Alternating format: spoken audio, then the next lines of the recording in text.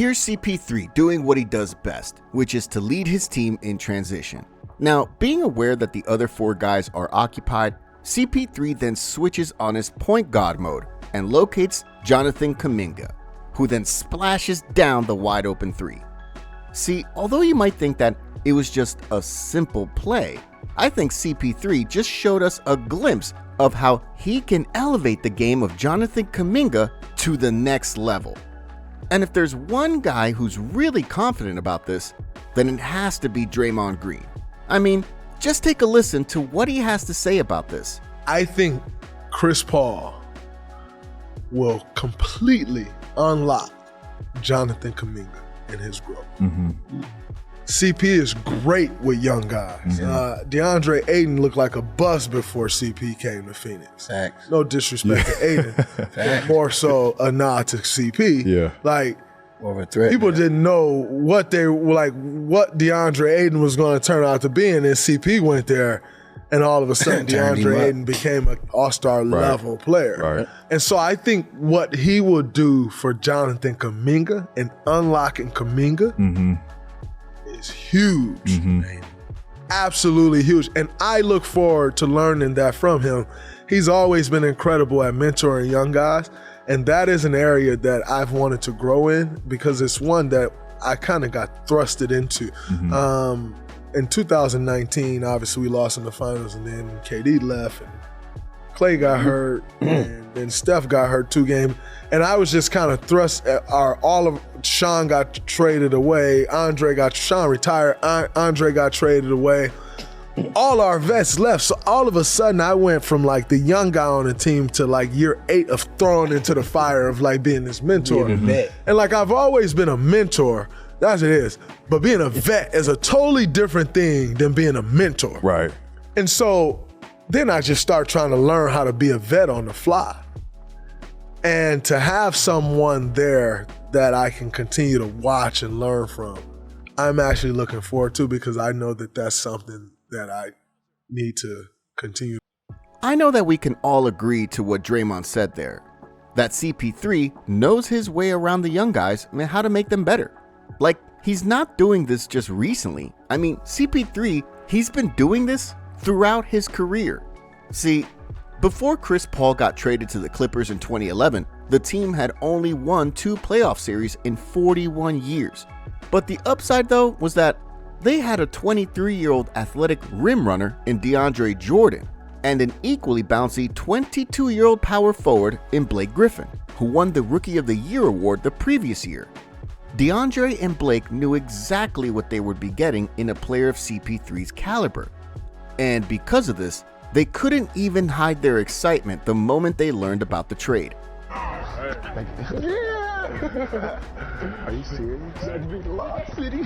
Oh my God. Well, turns out, Blake's seemingly funny side comment eventually came into reality, with one of the best point guards and passers in NBA history being flanked by 2 young, insanely athletic bigs. The Lob City era of the Clippers was born and became the daily source of eye-popping and face-melting highlight plays, night in and night out. Here comes Chris Paul. The lob. The jam! Oh, what a monster jam by the... Anything. They're really letting them play. It's a physical game. Oh, me, oh, my! Now, aside from delivering crazy dunks on a nightly basis, there's no denying that CP3 made Blake and DeAndre much better players than they previously were. I mean, after winning the Rookie of the Year award, Blake would go on to become an all-star for 5 consecutive seasons under CP3's watch. And DeAndre, on the other hand, became a double-double machine on top of being a legit defensive monster. This is exactly what might happen to JK next season. He's only going to be 20 years old, entering next season with an extremely high ceiling. And even though CP3 is 38 right now, Paul has 18 years worth of the NBA experience under his belt that he can impart to JK. And this will surely benefit JK in return because he'll be learning from one of the best minds in the game. Simply put, JK's path to becoming a star might just become a little easier with CP3 mentoring him on the side. And aside from Blake and DeAndre, CP3 has other receipts to show that he's truly a star maker. Meanwhile, we all know what happened to the development of SGA in OKC. You see, even though Paul only played one season for OKC, the things he taught to SGA had clearly rubbed off on him big time. Cause if you take a look at his numbers, you can see that he instantly went off right after CP3 left in the 2019-2020 season. And last season, SGA earned his first All-Star badge while being the 4th leading scorer in the league by tallying 31.4 points a ball game. I mean, if CP3 was able to unlock SGA in just one season, then it's not impossible that he can do the same thing with JK. See, JK is way more gifted than SGA physically. He's taller, he's bigger, and he's definitely more athletic than SGA. So in terms of the eye test, we can pretty much say that he has all the physical tools to become an all-star soon. But in terms of the mental side of the game, I think Kuminga hasn't adjusted to it yet, which is pretty understandable given that he's just 20 years old. But as I've said earlier, with CP3 by his side, his basketball IQ will definitely improve significantly since Chris Paul will teach him the tricks of the trade, therefore allowing JK to cut corners in terms of the so-called learning curve. Now, I'm not entirely sure that Steve Kerr will field CP3 alongside Steph and Klay in their starting lineup. But regardless, we will definitely see some floor time between Chris Paul and JK as part of their second unit, or perhaps some iteration of their death lineup.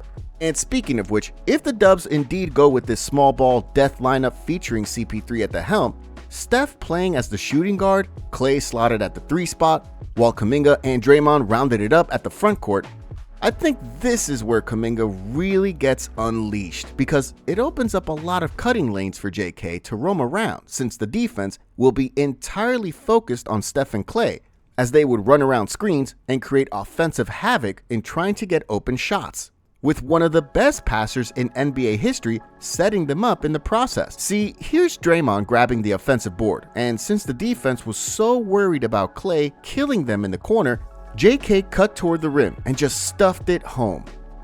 Now, in this sequence, the Thunder blew their switches in the pick and roll, and once again, JK noticed the defensive lapse. Then, he cut along the baseline to serve up another JK special courtesy of a Draymond lob. But apart from working as an off-ball cutter, I think CP3 will truly unleash JK during their pick and roll sets. See, last season, the Dubs ran a total of 2,262 pick and roll possessions. In contrast, the Suns ran a total of 3,357 pick and roll possessions, which was ranked 5th last season.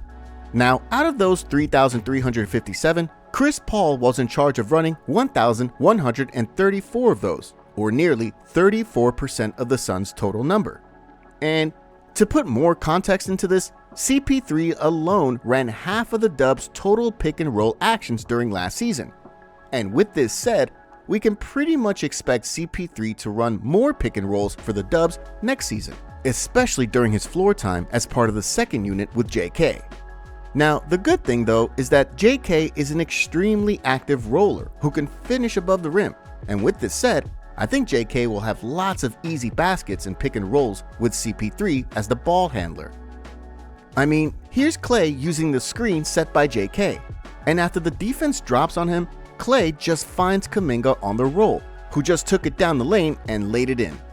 Now, in this another pick and roll action, look at just how Kuminga relentlessly glides towards the rim as soon as he receives the pocket pass coming from DiVincenzo. Anyway, based on the clips that you just saw, as well as CP3's experience in dealing with young guns in the past, we can pretty much assume that Jonathan Kuminga will have a breakout year next season, with CP3 helping him unleash his true potential. And with this said, this is something the remaining 29 teams should worry about, because an all-star version of Jonathan Kuminga is definitely something you don't need, especially if you're already getting your hands full dealing with a stacked Warriors team from top to bottom.